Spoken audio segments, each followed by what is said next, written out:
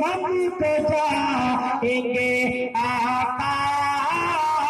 لیے ہوئے جنت میں ہم تو جائیں گے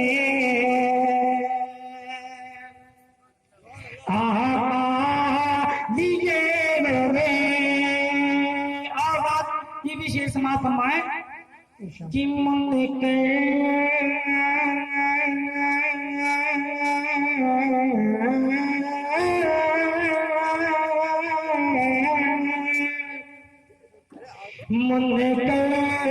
نکیر آئے منکر نکیر آئے دیکھا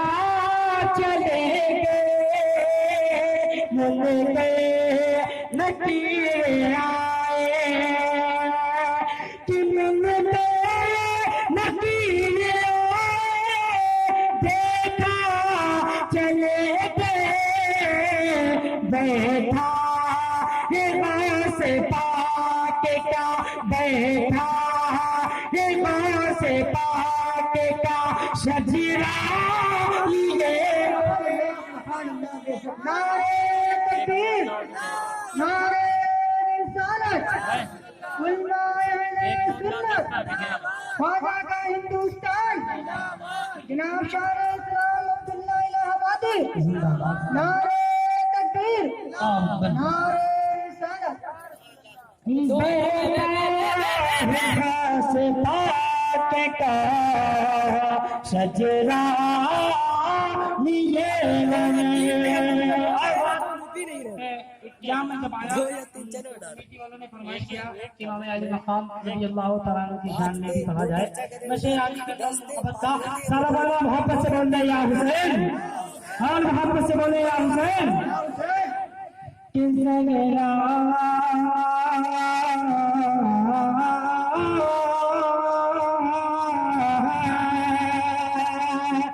زہرا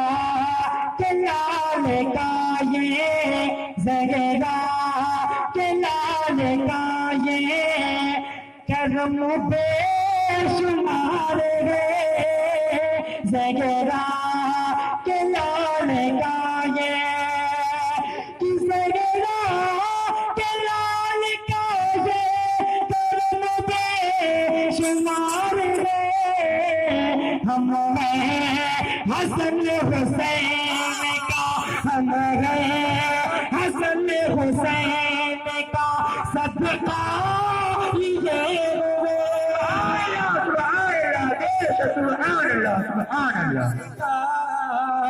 صدقہ لیے ہوئے ہم حسن حسین کا صدقہ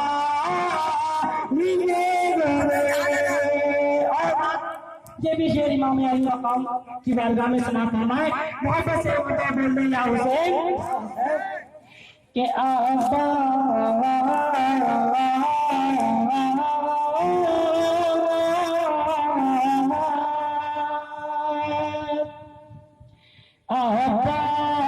سکر بلا میں آبا سکر بلا میں یہی کہ سادے آبا سکر بلا میں کیا سکر بلا میں یہی کہ سادے دم حسین کا دم حسین کا جھنڈا لیے حسین کا جھنڈا لیے غم حسین کا جھنڈا لیے حضرت علامہ مولانا شکیب صاحب قبلہ تشریف فرمائے ان کے حوالے سے دیکھیے اور پڑھتا ہوں امام علی مقام کی بارگاہ میں محبت سے بول دیں سبحان اللہ کی روزے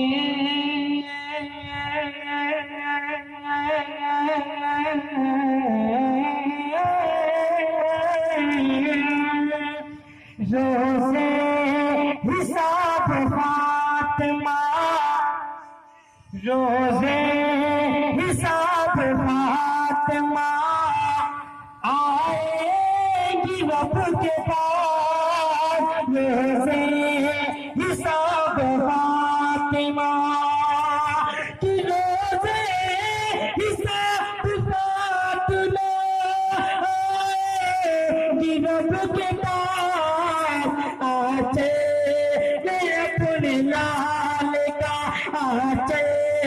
میں اپنے لال کا سجدہ لیے ہوئے۔ نعرہ تکبیر، نعرہ رسالت، علماء اہل سنت، خواجہ کا ہندوستان، شاعر اسلام عبداللہ قادری الہ آبادی، نعرہ تکبیر، نعرہ رسالت۔ اور ایک شعر اور سماعت فرمانے علماء کرام کے قدموں کو بوسہ دیتا ہوئے شعر محبت سے بول رہے ہیں، یا رسول اللہ، یا رسول اللہ، کہ جنت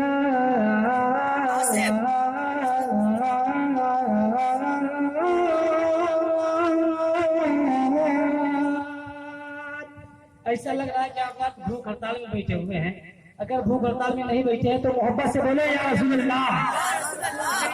یہ واقعی کانپور میں پڑھ رہا ہوں اور کانپور کی سماعتیں ہیں، تو انشاءاللہ اس شعر بعد خاموش میں بیٹھیں گے کہ جنت میرا تواف، جنت میرا تواف کرے کیوں نہ بار بار، جنت میرا تواف، جنت میرا تواف کرے کیوں نہ بار بار، بیٹھا دل میں گنبد، بیٹھا دل میں گنبد خزرا لیے، بیٹھا دل میں گنبد خزرا لیے ہوئے۔ اور شعر آخر پیش کر رہا ہوں حضور تاج الشریعہ کی بارگاہ میں، بارگاہ میں شعر پڑھ رہا ہوں اور تمام علماء کرام کی دعائیں لیتا ہوا میں محبت سے بولے سبحان اللہ کہ اختر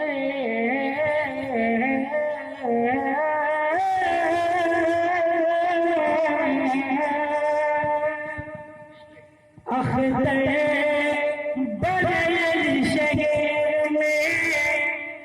اختر بدل شگیر میں ایک عاشق رسول، اختر بدل شگیر کہ اختر بدل شگیر میں ایک عاشق رسول، بیٹھا ہوا علم کا، بیٹھا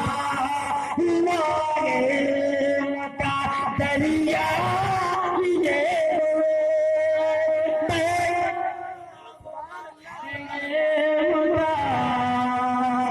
دریا لیے بیٹھا کی کیا سجدہ لیے سبحان اللہ۔ اللهم صل على سيدنا مولانا محمد المعظم وعلى آله وصحبه وسلم، صلوا عليه الصلاة والسلام عليك يا سيدي يا رسول الله صلی اللہ علیہ وسلم۔ یہاں سے ایک مسئلہ انشیر اور سماعت فرمانے حضرات، اس کے بعد ایک بہترین خطاب نایاب شہزادے رسول حضرت علامہ مولانا سید شکیب رضا صاحب قبلہ مصباحی سے سماعت فرمائیں گے۔ ایک مرتبہ بول دیں محبت سے سبحان اللہ کہ یاد آئی اپنی خطائیں، لگے کہ یہ کانپور ہے، لگے ورنہ میں کوئی الہٰ میں کانپور کی تعریف بیان کروں گا جسے آپ سنتے ہیں۔ اگر آپ چاہتے ہیں کہ آپ کے شہر کا نام ہو، بالکل بیداری کے ساتھ ماحول بنائیں، محبت سے بڑے سبحان اللہ کہ یاد آئی اپنی خطائیں،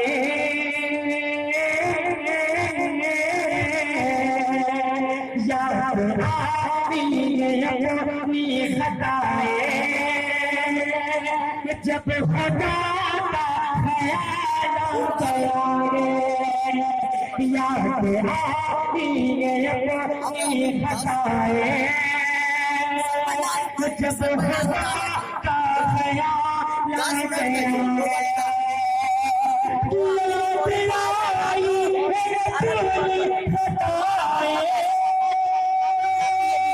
جب خدا کا خیال آ گیا تو میرے بے چین دل کو سیتم میرے بے چین دل کو سیتم مصطفیٰ کا خیال آ گیا میرے بے چین دل کو سیتم مصطفیٰ کا خیال آ گیا علماء کرام کے قدموں کو بسا دیتے ہوئے بھی شعراضی کرتا ہوں محبت سے بولے سبحان اللہ کہ یوں تو مریم بگے حاجرہ بھی یوں تو مریم بگے حاجرہ بھی نیک خاتون گے عائشہ بھی یوں تو مریم بگے حاجرہ بھی نیک خاتون گے عائشہ بھی بات جب آ گئی ہے حیا کی بات جب آ گئی ہے حیا کی تو فاطمہ کا خیال آ گیا بات جب آ گئی ہے حیا کی فاطمہ کا خیال آ گیا اور امام علی مقام کی بارگاہ میں سیاقیں پیش کرتا ہوں محبت سے بولے سبحان اللہ سبحان اللہ کہ ظلم کا جبر کا سلسلہ تھا ظلم کا جبر کا سلسلہ تھا ایک طرف صبر کا سلسلہ تھا کہ ظلم کا جبر کا سلسلہ تھا ایک طرف صبر کا سلسلہ تھا بات جب باطل کی آئے بات جب حق باطل کی آئے تو کربلا کا خیال آ گیا بات جب حق باطل کی آئے کربلا کا خیال آ گیا میرے چین دل کو سیتم مصطفیٰ کا خیال آ گیا نعرہ تکبیر نعرہ رسالت بزم معراج جناب محمد رسول اللہ صلی اللہ تعالی علیہ وسلم کی بارگاہ بے کس پناہ میں جم کر درود پاک کا نذرانہ عقیدت پیش کریں اللہم صلی علی سیدنا شفیعنا نبینا و مولانا محمد معادل الجند والکرم وآلہ وآلہ وسلم صلاۃ و سلام علیک یا رسول اللہ صلی اللہ تعالی علیہ وسلم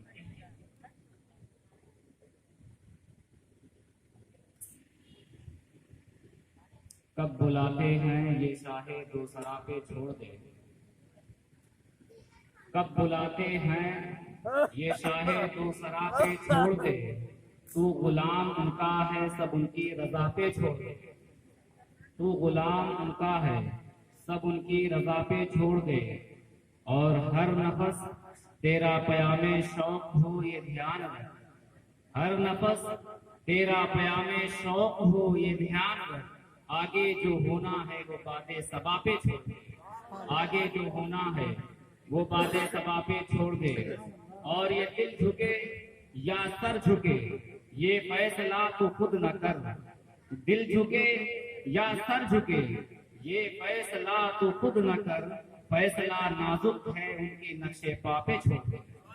فیصلہ نازک ہے ان کے نقشے پا پہ چھوڑ دے۔ اور یہ شعر ملاحظہ فرمائیں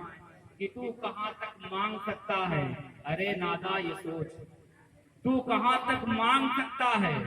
ارے نادا یہ سوچ، منہ سے کچھ مت مانگ یہ دستے عطا پہ چھوڑ دے، منہ سے کچھ مت مانگ یہ دستے عطا پہ چھوڑ دے۔ اور تو اپنی بخشش کے لیے چاہنے والا ہے کون، تو اپنی بخشش کے لیے چاہنے والا ہے کون، یہ مصطفیٰ کا کام ہے، مصطفیٰ یہ مصطفیٰ کا کام ہے، مصطفیٰ پہ چھوڑ دے۔ اور چند شعر اور ملاحظہ فرمائیں جو ہماری عنوان کی عکاسی کرتا ہوا نظر آئے گا کہ زنجیر ہلتی رہی در بولتا رہا، زنجیر ہلتی رہی در بولتا رہا، لوٹے تو ہانی کا گھر بولتا رہا، لوٹے تو ہانی کا گھر بولتا رہا، اور سرے عرش حضور گئے بار بار، سرے عرش حضور گئے بار بار، سترہ پہ جبریل کا پر ڈولتا رہا، سترہ پہ جبریل کا پر ڈولتا رہا۔ اور یہ شعر بھی ملاحظہ فرمائیں کہ یہ دیکھ کر دنگ رہ گئے یزید کے سب سپاہ، یہ دیکھ کر دنگ رہ گئے یزید کے سب سپاہ، نیزے پہ حسین کا جب سر بولتا رہا، نیزے پہ حسین کا جب سر بولتا رہا۔ حضرات، میں نے خطبہ مسنونہ کے بعد ایک مشہور آیت کریمہ تلاوت کرنے کا شرف حاصل کیا ہے۔ اس آیت کریمہ کو سمجھنے سے پہلے ضروری یہ ہے کہ میں نے جس قرآن کی آیت کو تلاوت کیا ہے اس قرآن کی عظمت کو بھی سمجھا جائے، اس قرآن کی فضیلت کو بھی سمجھا جائے کہ قرآن ہے کیا، قرآن ہے کیا۔ آج قرآن کو ہم لوگوں نے طاق کی زینت سمجھا ہے اور الماریوں کی زینت سمجھ کر کے رکھا ہے، اور یہ سمجھ لیا کہ قرآن صرف اس کتاب کا نام ہے کہ صبح شام نمازوں میں چند سورتوں کی تلاوت کر لی جائے بس کافی ہے، یہی اسی کا نام قرآن ہے؟ ہرگز نہیں۔ قرآن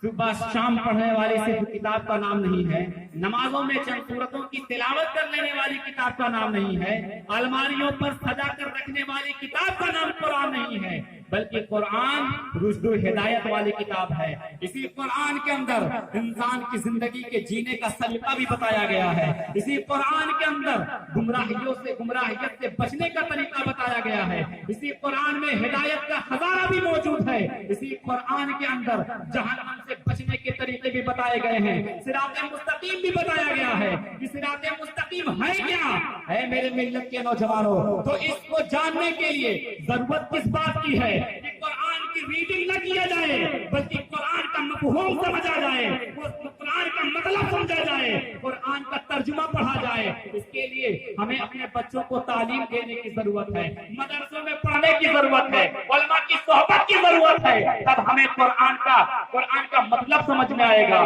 قرآن کے نزول کا مقصد سمجھ میں آئے گا۔ ورنہ جب تک علم حاصل نہیں کرو گے تو قرآن کے اندر جو خزانہ موجود ہے، جو علم کا سمندر ہے، اس سمندر کے اندر جو موتیاں چھپی ہوئی ہیں، جو موتیاں موجود ہیں، اس موتیوں کو نکال کر کے اس سے فائدہ حاصل نہیں کر سکتے ہو۔ آج کچھ لوگ نماز پڑھنے والے ہیں، روزہ رکھنے والے بھی ہیں، قرآن کی تلاوت بھی کرتے ہیں، اس کے باوجود بھی راہ صراط مستقیم سے بھٹک جاتے ہیں۔ میں اگر یہ بات کہوں تو آپ کو بڑا تعجب ہوگا کہ مولانا صاحب اور سید صاحب بڑی عجیب گفتگو کرتے ہیں کہ نماز پڑھنے والے لوگ کیسے گمراہ ہو جاتے ہیں، قرآن کی تلاوت کرنے والے لوگ کیسے گمراہ ہو جاتے ہیں۔ بھلا تو قرآن میں تو ہدایت کی بات کی گئی ہے، قرآن میں تو صراط مستقیم کی بات کی گئی ہے، قرآن کی پڑھنے والی جماعت کیسے گمراہ ہو سکتی ہے؟ اے میرے ملت کے نوجوانوں، میں اس کو سمجھانے کی کوشش کرنا چاہتا ہوں، ایک مثال دینا چاہتا ہوں۔ آپ جانتے ہیں، ساری دنیا جانتی ہے، کسی بھی مذہب کا ہو، کسی بھی فرقے سے تعلق رکھتا ہو، ساری دنیا جانتی ہے کہ ایک دنیا کا جو ایک سمندر ہوتا ہے जिसे हम समंदर कहते हैं, उस समंदर के अंदर मोतियां मौजूद हैं, उस समंदर के अंदर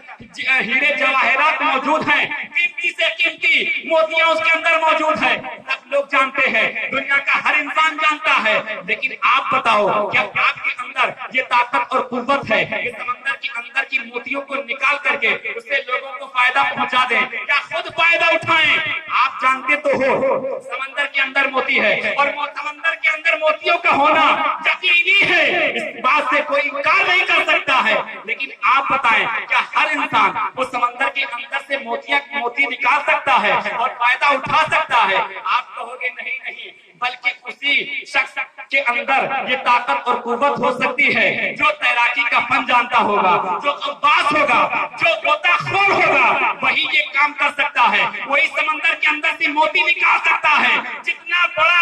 जो है, जितना बड़ा अब्बास होगा, गोताखोर होगा, उतनी ही कीमती वो मोती समंदर के अंदर से निकाल करके लोगों के हवाले कर सकता है। ऐ मेरे मिल्लत के नौजवानों, जब दुनिया के समंदर का ये आलम है कि जब तक उसके बारे में नॉलेज नहीं होगी, उसके बारे में इल्म नहीं होगा, तैराकी का इल्म नहीं होगा, तो बात नहीं होंगे, तो हम समंदर के अंदर से मोती नहीं निकाल सकते। अगर तैराकी के इल्म के अगर हम समंदर में मोती निकालने के लिए छलांग लगाएंगे, आप निकालने की कोशिश करेंगे, आप बताओ मोती निकाल सकते हो? नहीं नहीं, मोती तो दूर की बात है, हम अपनी जान को हलाकत में डाल सकते हैं, हम तबाह बर्बाद हो सकते हैं, मगर समंदर के अंदर से मोती नहीं निकाल सकते हैं। ये तो दुनिया के समंदर का आलम है। तो सुनो, कुरान ये इल्म का समंदर है, कुरान ये मानी का समंदर है, कुरान ये मारिफत इलाही का समंदर है। इस समंदर के अंदर बेशुमार मोतियां मौजूद हैं, मसाइल के खजाना मौजूद हैं, लेकिन उस समंदर से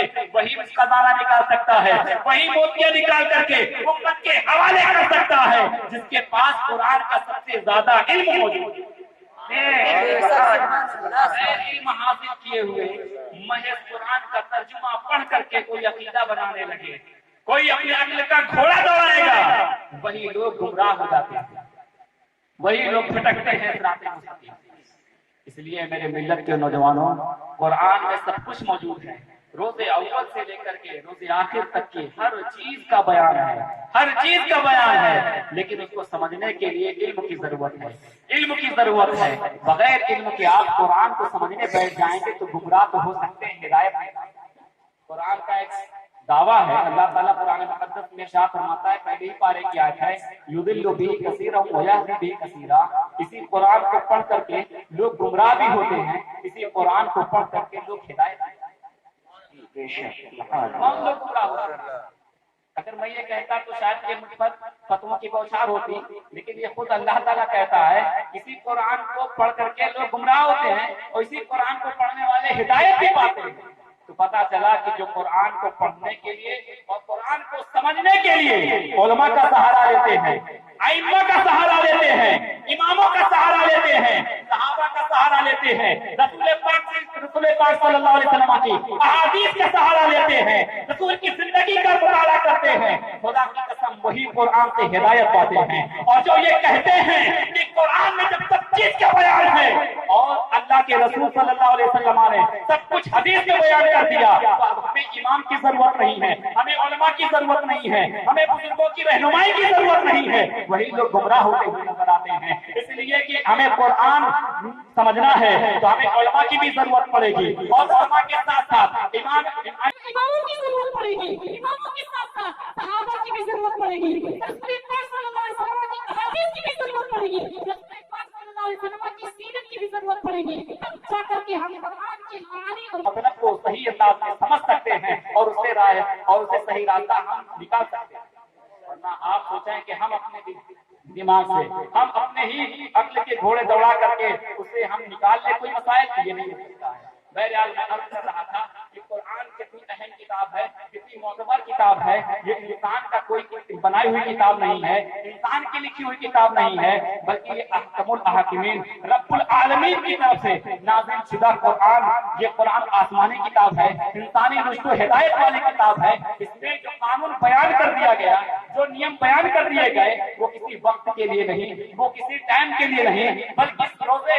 अव्वल से लेकर के कयामत तक के ये मसाइल इसके अंदर बयान कर दिए गए हैं। अब कोई नया कुरान नहीं उतरेगा, बल्कि आप सोचो कुरान की अहमियत को समझना है तो आप किसी वकील के ऑफिस में जाओगे तो वकील के ऑफिस में बहुत सारी किताबें, बहुत सारी बुक्स, बहुत सारी आपको किताबें नजर आएंगी। आप जब पूछोगे कि ये क्या है, ये किस लिए रजिस्टर रखे हुए हैं, ये किस लिए दस्तावेज आपकी लाइब्रेरी में या आपके कमरे में रखी हुई हैं, तो वो वकील साहब जवाब देंगे कि इसमें हिंदुस्तान का नियम और कानून बनाया गया है, इसके अंदर सारी कानून को दर्ज किया गया है। आप पूछिएगा ये किस लिए हिंदुस्तान का कानून है, ये नियम किस लिए बनाए जाते हैं, तो वो वकील साहब जवाब देंगे देखिए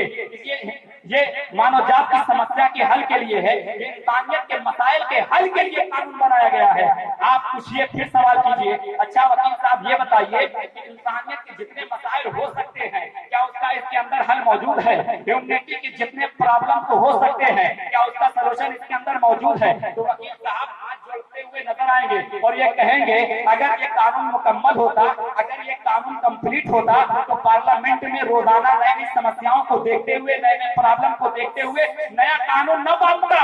नया कानून नहीं पास होता। तो नया कानून बनने का मतलब ये है कि ये हमारा कानून अभी कंप्लीट नहीं है, ये कानून मुकम्मल नहीं है। फिर आप सवाल कीजिए, अच्छा ये बताइए जो कानून आपने बना दिया है, जो लिख दिया है, ये कितने वक्त के लिए है, कितने जमाने तक के लिए है, क्या ये हमेशा ये कानून चलेगा। तो वकील साहब फिर हाथ जोड़ेंगे और कहेंगे सुनो सुनो, हम इसकी भी कोई गारंटी नहीं लेते हैं, ये हमारा कानून कितने वक्त के लिए है, कितने समय के लिए है। मैं तो ये देखता हूँ कि आज कुछ कानून है, 2000 में कुछ कानून था तो 2010 तक में कुछ कानून हो जाता है और 2017 या 18 तक में पूरे कानून की तो पोस्टमार्टम ही हो जाती है। इसलिए हम इसकी कोई गारंटी नहीं लेते हैं कि हमारा कानून कितने समय के लिए है, कितने वक्त के लिए है, कितने जमाने तक के लिए बना है। लेकिन आओ मुसलमानों, जरा कुरान की बारगाह में चलते हैं, जरा कुरान से पूछते हैं, ये कुरान तो बता कि मानव जाति जितनी समस्याएं हो सकती है, इंसानियत के जितने मसाइल हो सकते हैं, क्या उसका हल तेरे पास है, क्या उसका हल तेरे पास है। तुम्हारे मिल्लत के नौजवानों सुनो, तो कुरान कहेगा कि मियां आज की बात को छोड़ दो, 1400 साल पेशतर से लेकर के कयामत तक के जितने मसाइल हो सकते हैं, जितने मसाइल हो सकते हैं, उसका हल मेरे पास मौजूद है। सुभान अल्लाह, सुभान अल्लाह, नारे तकबीर, अल्लाह अकबर, नारे रिसालत, या रसूल अल्लाह, सुन्नत, जिंदाबाद, ख्वाजा का हिंदुस्तान, जिंदाबाद, ख्वाजा का हिंदुस्तान, जिंदाबाद, हजरत मौलाना सैयद सकीब रजा मिसबाही इलाहाबादी जिंदाबाद, से मुतालिक हो, चाहे वो मसला तलाक से मुतालिक हो, चाहे वो मसला निकाह से मुतालिक हो, चाहे वो मसला हयात जिंदगी से मुतालिक हो, चाहे वो मसला बातें जिंदगी से मुतालिक हो,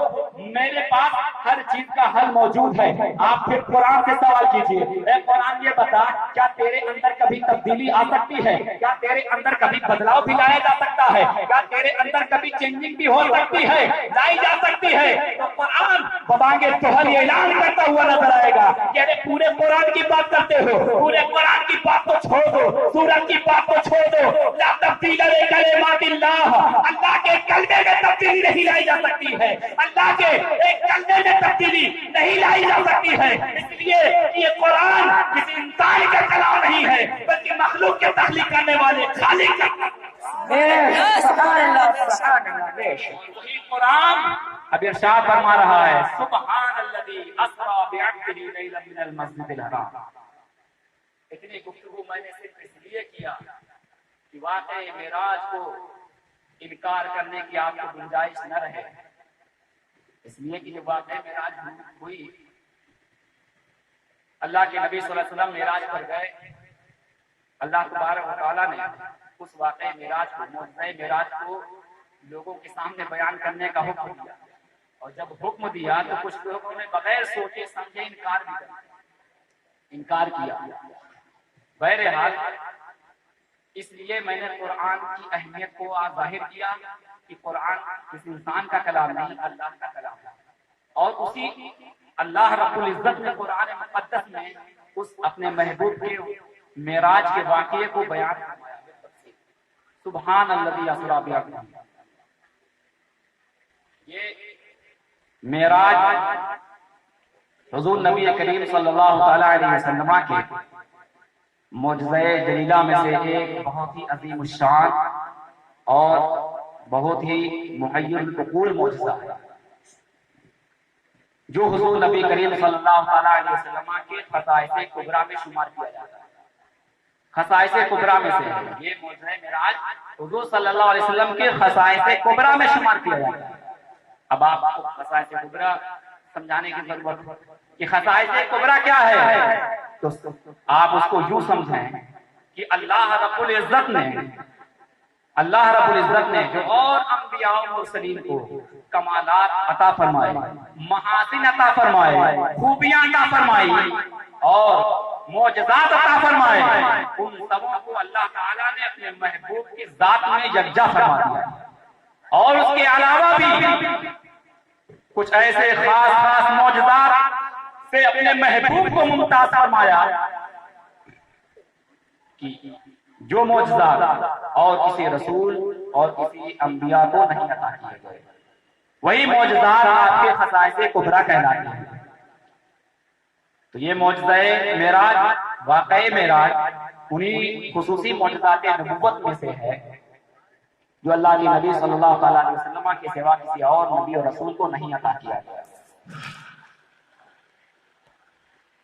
معراج کا مطلب کیا؟ آپ لوگوں نے ابھی قبل تقریر سنی معراج کے بارے میں ایک تفصیل، آپ مجھ سے مختصر انداز میں معراج کا مطلب سمجھیے کہ معراج کا مطلب کیا ہے۔ معراج کا مطلب یہ ہے کہ اللہ رب العزت اپنے محبوب کو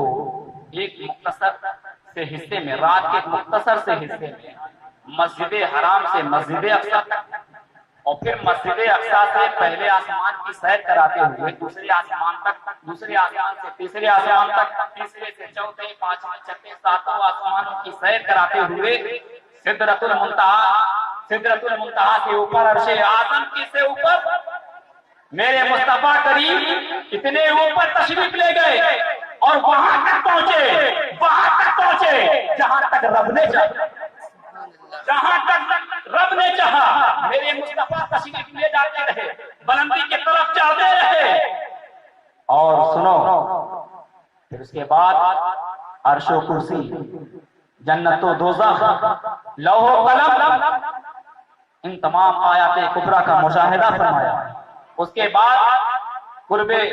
خدا میں پہنچ کر اپنے ماتے کی آنکھوں سے رب کا دیدار فرمایا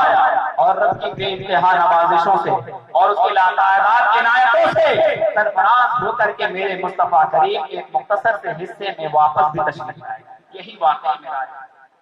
بہرحال اللہ تبارک و تعالیٰ نے اپنے محبوب کو سفر معراج پہ بلایا اور ان نعمتوں سے نوازا جس کا تصور مخلوق کے دسترس سے باہر ہے۔ اور واقعہ معراج میں نے بتایا کہ واقعہ معراج کو اللہ تعالیٰ نے لوگوں کے سامنے جب بیان کرنے کا حکم دیا اور میرے مصطفیٰ جان رحمت صلی اللہ علیہ وسلم معراج سے تشریف لانے کے بعد مکہ کے باشندوں کے سامنے اپنے واقعہ معراج کو بیان کرنا شروع کیا تو کچھ لوگوں نے بلا سوچے سمجھے بغیر غور و فکر کیے ہوئے انکار کر دیا، انکار کیا، اور ان کی انکار یہاں تک کہ کچھ لوگوں نے تو استہزاء کے طور پر، مذاق کے طور پر، اور کچھوں نے تو امتحان لینے کی غرض سے مسجد اقصی کے متعلق کچھ لا یعنی سوالات بھی کیے کہ اچھا آپ رات میں مسجد اقصی تشریف لے گئے تھے، اچھا یہ بتائیے کہ مسجد اقصی کا صدر گیٹ کدھر ہے، کس سمت میں ہے، اس کی کھڑکیاں کتنی ہیں، اس میں سیڑھیاں کتنی ہیں، سیڑھیوں کی تعداد کتنی ہے، اس قسم کے سوالات نبی کریم صلی اللہ علیہ وسلم کی بارگاہ میں کیے گئے۔ آپ اس کو آزمائش کے طور پر کہیے چاہے استہزاء کے طور پر کہیے۔ آپ بتائیے آپ کسی کے گھر میں مہمان بن کر کے جائیں، کیا اس گھر کے آپ سیڑھیاں گنیں گے،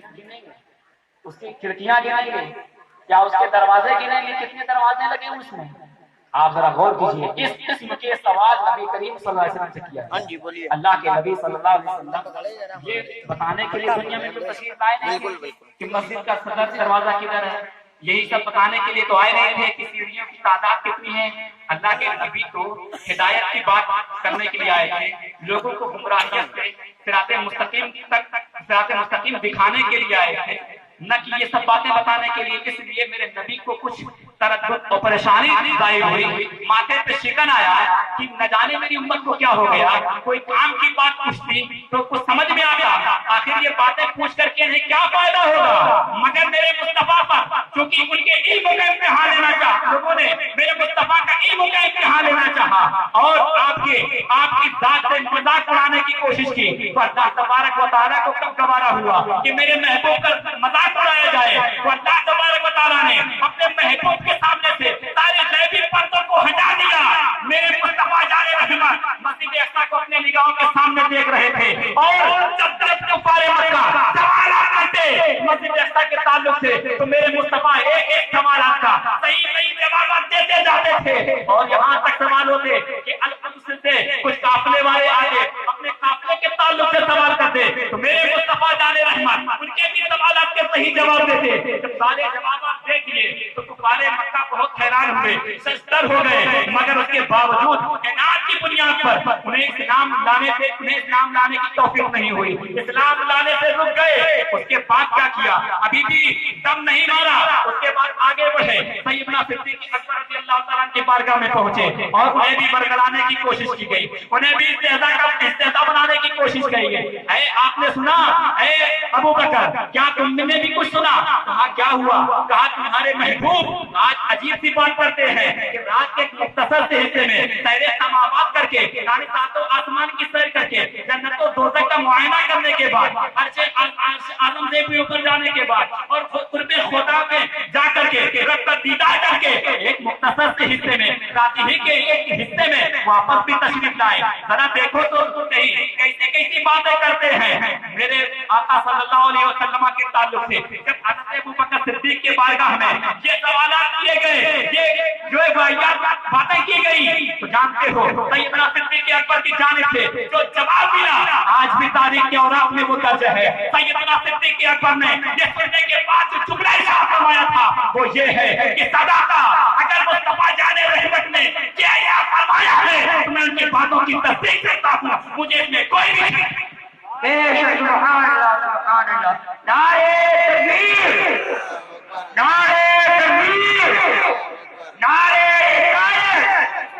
नारे हिदायत, हज़रत मौलाना सैयद ज़कीर मिर्ज़ा नवाई, नारे तकबीर, नारे हिदायत। उसमें कोई शक नहीं। अब देखिए सैयदना सिद्दीक़ अकबर रज़ियल्लाहु तआला अन्हु कितने बड़े आशिक़ रसूल और कितने बड़े अल्लाह के नबी सल्लल्लाहु अलैहि वसल्लम के मुहिब थे कि आपको इतना यकीन था कि जो अल्लाह का नबी होता है वो झूठ नहीं बोलता, जो अल्लाह का महबूब हो वो अगर अल्लाह के दीदार के लिए गया होगा तो इसमें कोई शक व शुबा की बात नहीं है। और सुनो वाक़ई मेराज कुरान की जुबानी भी सुनते चलो। अल्लाह तबारक व तआला चूंकि आलिमुल गैब है, आलिमुल गैब व शहादा, आलिमुल ज़ाति सुदूर है, वो अपने कदीम सिफ़ते इल्म से जानता था कि वाक़ई मेराज को कुछ लोग इनकार करेंगे और कुछ लोग उसकी तकज़ीब करेंगे। इसलिए अल्लाह तबारक व तआला ने पहले वाक़ई मेराज को बयान करने से पहले ही इरशाद फरमाया सुब्हानल्लज़ी अस्रा बिअब्दिही लैलन मिनल मस्जिदिल हराम इलल मस्जिदिल अक़सा। सुब्हान का लफ्ज़ फरमाया। अब देखें कि इसमें गुस्ताखों के मुंह को बंद कर दिया गया, अल्लाह ताला ने बंद कर दिया। दरीदा ज़हनों की ज़हनदोज़ी फरमाई वो इस तरह पर कि सुब्हान का लुग़वी और लफ्ज़ी माना पाकी के, पाक है वो ज़ात, यानी पाक है वो ज़ात जो अपने बंदे को ले गया रातों रात। पाक है वो ज़ात, यानी हर ऐब से पाक है, हर नुक्स से पाक है, किस झूठ से पाक है। अल्लाह ताला ने सबसे पहले अपनी पाकी का इकरार करवाया ताकि आगे जो अब वाक़ई मेराज बयान हो रहा है उसको कोई इनकार ना कर सके। इसलिए कि मेराज पर बुलाने वाला कौन है? वही है जो हर ऐब से पाक है, झूठ से पाक है, इज्जत से पाक है। इसलिए ए लोगों सुनो, ए मुल्कियों सुनो, वाक़ई मेराज का इनकार करने से पहले इस बात को देख लेना कि बुलाने वाला कौन है। बुलाने वाले को देख लोगे तो वाक़ई मेराज का इनकार नहीं करोगे। सुभान अल्लाह, सुभान अल्लाह, सुभान अल्लाह। वाक़ई मेराज इसीलिए हुआ ही है کہ اللہ تعالیٰ تاکہ دیکھ لے کون میری قدرت کا اقرار کرتا ہے اور کون میری قدرت کا انکار کرتا ہے. اسی لیے تو اللہ تعالیٰ نے فرمایا ہے نا سبحان اللہ، پاک ہے وہ ذات سے جو اپنے بندے کو لے گیا راتوں رات کے مختصر سے حصے میں مسجد حرام سے مسجد اقصی پاکی ہے. آپ ذرا غور کریں کہ اللہ تبارک و تعالیٰ. اچھا اس واقعے معراج میں ایک اور اعتراض ہوا. کچھ معترضین کہتے ہیں کہ واقعے معراج کا کچھ پہلے نے انکار ہی کر دیا، واقعے معراج ہوا ہی نہیں، اس لیے کہ انسان کوئی عقل مند اس کو تسلیم ہی نہیں کر سکتا کہ انسان سیر سماوات کرے اور آسمان سے اوپر عرش اعظم سے اوپر لامکان میں جائے، قرب خدا میں ہو کر کے جنت و دوزخ لوح و قلم عرش و کرسی کا مشاہدہ کرنے کے بعد واپس بھی آ جائے تھوڑے سے حصے میں انکار کر جائے، کوئی تسلیم نہیں کر سکتا ہے. میں ان کو جواب دینا چاہوں گا کہ اے میرے عزیزوں، آپ کی سمجھ اور ہماری سمجھ کی کیا تعداد. دنیا میں تو بہت ساری ایسی چیزیں ہیں جو ہماری سمجھ سے آپ کی سمجھ سے باہر ہیں، لیکن آپ بتائیں انصاف کے ساتھ کیا جو ہماری عقل میں کوئی چیز اگر نہ آئے، ہماری سمجھ سے باہر ہو، کیا ہم اس کو انکار کر دیں گے؟ کیا ہم اس کے وجود کا انکار کر دیں گے؟ آپ ذرا غور کریں، یہ وائرلیس، یہ بجلی کے ہر دن ایک محیر العقول کرشمے ہمارے سامنے نظر آتے ہیں. یہ ہوائی جہاز، یہ موبائل، کیا یہ حیرت انگیز ایجاد نہیں ہے؟ آپ کا توجہ دیجیے، اسی موبائل کے ذریعہ سے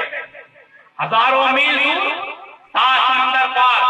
بغیر کسی ظاہری توسل کے، بغیر کسی ظاہری تعلق کے ہماری آوازیں سات سمندر پار پہنچائی جاتی ہیں. ہواؤں سے، فضاؤں سے گونجتی ہوئی ہماری آواز سات سمندر پار پہنچ جا رہی ہے. ہماری باتوں کا جواب بھی دیا جا رہا ہے، منٹوں میں یہ باتیں حل ہو جایا کرتی ہیں. آپ ذرا غور کریں، یہ چیزیں عقل میں آتی ہیں بغیر کسی ظاہری اسباب کے. فضاؤں میں ہماری آواز جا رہی ہے. اگر صرف عقل میں نہ آنے کی وجہ سے کسی چیز کا انکار کیا جا سکتا ہے اور کوئی یہ کہے کہ ہاں کیا جا سکتا ہے، تو میں ایسے لوگوں سے کہنا چاہوں گا پہلے آپ اپنے عقل، اپنے دماغ کا علاج کروائیں کسی حکیم ڈاکٹر سے. اس لیے کہ ایسے لوگوں کو تو پہلے تو کوئی بچہ بھی پاگل کہنے سے بات نہیں آئے گا، اس لیے کہ وہ بڑے نادان ہیں جن کے عقل میں کوئی بات نہ آئے اور اس کے وجود کا انکار کر دے. اگر کوئی یہ کہے کہ موبائل کا کوئی فائدہ نہیں، یہ تو ایک ڈبہ نظر آتا ہے، اس سے ہماری آواز کیسے پہنچ سکتی ہے، اس سے دور دراز مقام پر رہنے والے لوگوں سے کیسے کنٹیکٹ ہو سکتا ہے، بتائیے آپ ایسے لوگوں کے بارے میں کیا تصور کریں گے؟ اسی طرح سے اگر واقعی معراج ہوا اور میرے مصطفیٰ کو میرے خدا نے اپنے قرب خاص میں بلایا، کسی کے سمجھ میں آئے چاہے نہ آئے، انکار کرنے کی گنجائش نہیں ہے. اس لیے کہ جانے والا جانے، وہ بلانے والا جانے، کہ جانے والا جانے کہ کیسے گئے، وہ بلانے والا جانے وہ کیسے گئے. سبحان اللہ، سبحان اللہ، سبحان اللہ، سبحان اللہ. دنیا کی طاقت کا عالم یہ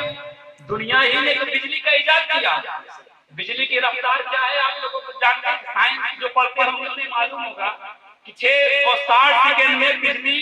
کی رفتار یہ ہے کہ پوری دنیا کو گھوم کر کے پھر اسی جگہ واپس آ سکتی ہے. 660 سیکنڈ لگے گا پوری دنیا کا چکر لگا کر کے اسی جگہ کا تار پھر واپس لایا جائے تو واپس آ جائے. آپ ذرا غور کریں، یہ دنیا کی طاقت کا عالم یہ ہے، دنیا کی ایجاد کا عالم یہ ہے کہ وہ ایک ایسی چیز ایجاد کیا کہ ساری دنیا کا سیر کر کے منٹوں میں یا چند سیکنڈوں میں ساری دنیا کا سیر کر لے. ہم اس کا انکار نہیں کر سکتے. کیا اللہ رب العزت جو قادر علی الاطلاق ہے، جو ہر ممکن پر قادر ہے، کیا وہ اپنے محبوب کے لیے کوئی ایسی سواری بھیجتے جو پلک جھپکتے عرش اعظم سے اوپر لامکان اور قرب خدا میں پہنچ کر کے واپس آ جائے؟ اس میں حیرت کی بات ہے. کیا حیرت کی بات ہے؟ آپ ذرا غور کریں. آپ نے سنا ہوگا واقعہ حضرت سلیمان علیہ السلام کا ایک وزیر تھے، سلیمان السلام کی بارگاہ میں ایک وزیر تھے، تخت بلقیس کا واقعہ آپ نے سنا ہوگا، علماء سے سنا ہوگا. حضرت سلیمان علیہ السلام نے، یہ بلقیس شہر سبا کی رانی تھی، اس کو آپ نے خط لکھا تھا کہ اے بلقیس، تو اپنے درباریوں کے ساتھ مسلمان ہو کر کے میری بارگاہ میں حاضر ہو جا۔ یہ خط جب بلقیس کو پہنچا تو وہ آزمانے کے لیے بھی وہاں سے چلی کہ اگر یہ نبی ہیں چلو کچھ آزماتے ہیں، تو وہاں سے وہ چلی۔ اور ادھر سلیمان علیہ السلام نے ایک دربار لگایا، اپنے درباریوں سے پوچھا کہ تم میں کون ایسا شخص ہے جو بلقیس کے یہاں پر حاضر ہونے سے پہلے اس کا تخت اٹھا کر کے میری بارگاہ میں لا دے۔ ایک سرکش جن اٹھا اور کہا کہ حضور میں یہ کام کر سکتا ہوں۔ کہا کتنی دیر میں لاؤ گا؟ کہا حضور آپ کا یہ اجلاس برخاست نہیں ہو پائے گا، اجلاس کے برخاست ہونے سے پہلے میں وہ تخت آپ کی بارگاہ میں حاضر کروں گا۔ حضرت سلیمان علیہ السلام نے پھر اپنے درباریوں سے مخاطب ہو کر کے فرماتے ہیں میں اس سے بھی پہلے چاہتا ہوں، اے کوئی جو اس سے بھی پہلے تخت کو حاصل کر دے۔ تو آپ کے درباریوں میں ایک کے اندر اپنے قرب خاص میں بلا کر کے واپس کر دیا۔ کون سی میرے ملت کے نوجوانوں، یہ خدا کی قدرت ہے، اس میں ہمیں اور آپ کو کیا مجال کہ ہم اس قدرت کا انکار کریں۔ اللہ تعالی ہم سب کو سمجھنے کی توفیق عطا فرمائے۔ واقعہ معراج کو اگر علمی نقطۂ نظر سے دیکھا جائے، علمی نقطۂ نظر سے، تو اللہ تعالیٰ نے کیا فرمایا؟ سبحان الذی اسری بعبدہ۔ تو سبحان الذی میں الذی اسم موصول ہے آیا، اور یہ علماء حضرات سمجھ سکتے ہیں کہ ہر اسم موصول کی پہچان اس کے سرے سے ہوا کرتی ہے۔ ہر اسم موصول کی پہچان اس کے سرے سے ہوتی ہے، اور یہاں پر اسم موصول الذی ہے اور اس سے مراد خود اللہ کی ذات۔ اسم موصول سے یہاں پر مراد خود اللہ رب العزت کی ذات گرامی، اور اس کا صلہ کیا ہے؟ الذی، سبحان الذی اسری بعبدہ، یہ اس کا صلہ واقع ہے۔ اور جانے والے کون ہیں؟ معراج پہ میرے مصطفیٰ جانے رحمت ہیں۔ تو پتا چلا کہ اللہ تبارک و تعالیٰ نے یہ قرآن پاک میں فرمایا کہ اگر میری قدرت کو سمجھنا ہے، میری معرفت حاصل کرنا ہے، تو میرے پہلے مصطفیٰ کو سمجھنا پڑے گا، میرے مصطفیٰ جان رحمت کی حقیقت کو سمجھنا پڑے گا، تب میری حقیقت کو تم سمجھ پاؤ گے۔ اس لیے اے میرے ملت کے نوجوانوں، اگر تمہیں خدا کی معرفت حاصل کرنی ہے تو پہلے مصطفیٰ کی معرفت حاصل کرنی پڑے گی۔ بغیر مصطفیٰ کی معرفت کے خدا کی معرفت نہیں مل سکتی ہے، بغیر مصطفیٰ کے رضا کے خدا کی رضا نہیں حاصل ہو سکتی ہے۔ اس لیے کہ بغیر مصطفیٰ کے راضی ہوئے خدا راضی نہیں ہو سکتا ہے۔ خدا کی رضا چاہتے ہیں دو عالم، خدا چاہتا ہے رضا محمد۔ بے عشق مصطفیٰ، بے عشق مصطفیٰ عبادت بھی حرام ہے۔ یعنی اگر اللہ کے نبی صلی اللہ تعالیٰ علیہ وسلم کے عشق کے بغیر عبادت بھی کیا جائے تو وہ بھی مقبول نہیں ہے۔ بے ان کے واسطے کچھ خدا عطا کرے، بے ان کے واسطے کہ خدا کچھ عطا کرے، ہاشا، غلط یہ ہوس بے بسر کی ہے۔ آپ ذرا غور کریں، اللہ کے نبی صلی اللہ علیہ وسلم کے معجزہ کا انکار کرنے والوں اور یہ واقعہ معراج کا انکار کرنے والوں، سنو، آج سے کچھ سالوں پہلے آپ نے سنا ہوگا کسی امریکہ نے اور روس والوں نے ایک اپولو کے ذریعہ سے، کچھ نے ناسا کے ذریعہ سے جب پہلی بار چاند کا سفر کیا تھا، پوری دنیا میں کوہرام مچ گیا تھا۔ ان امریکہ والوں نے اور ان روس والوں نے بڑی ترقی کی ہے، بڑا حیرت انگیز انقلاب برپا کیا ہے۔ انہوں نے چاند کو بھی مسخر کر لیا ہے، چاند پر بھی فتح مندی کا پرچم لہرا دیا ہے۔ پوری دنیا میں یہ کوہرام نہ مچ گیا تھا، مگر ذرا غور کیجئے کہ آج وہ امریکہ اور روس جو اپنے اس پرواز پر تکبر اور غرور کر رہے تھے، میں کہنا چاہوں گا اپنے اس پرواز پر غرور مت کرو، اپنے اس اڑان پر غرور مت کرو۔ آج تم نے ترقی کی ہے، آج تم نے چاند کا صرف سفر کیا ہے، مگر ایک مسلمان کا ایک بچہ جانتا ہے کہ آج سے 1400 سال پہلے میرے مصطفیٰ وہاں تک گئے ہیں جہاں تک کسی کی رسائی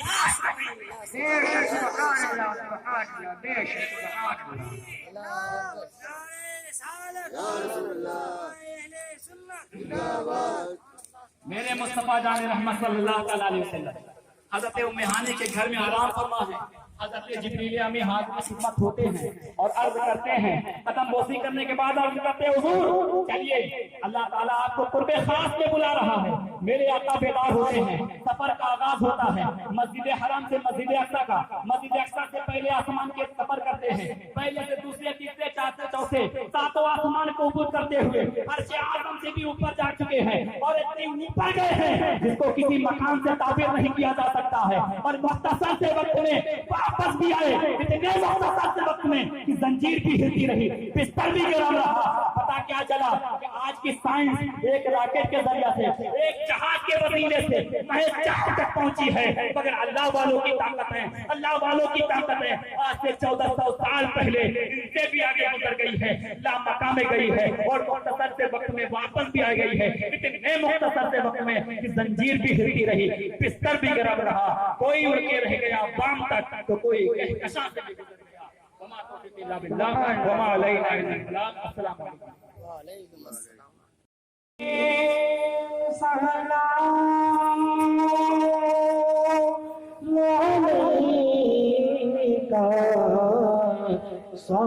صلوات اللہ حبیبی یا رسول اللہ، صدقہ دو کر دو بنا کا، صدقہ دو غوث رضا کا، صدقہ دو خواجہ پیا کا، صدقہ دو کل انبیاء کو، غم نہ ہو روزے جزا کا، یا نبی سلام علیکہ، یا رسول سلام علیکہ، یا حبیب سلام علیکہ، صلوات اللہ علیکہ، حبیبی یا رسول اللہ، ہو کرم محبوب داوے، حضرت اختر رضا پر عمر میں برکت عطا کر، دین کی خدمت لیا کر، یا نبی سلام علیکہ، یا رسول سلام علیکہ، یا حبیب سلام علیکہ، صلوات اللہ الصلاة والسلام عليك يا رسول الله، الصلاة والسلام عليك يا حبيب الله، الصلاة والسلام عليك يا نور الله، الصلاة والسلام عليك يا سيدنا محمد رسول الله۔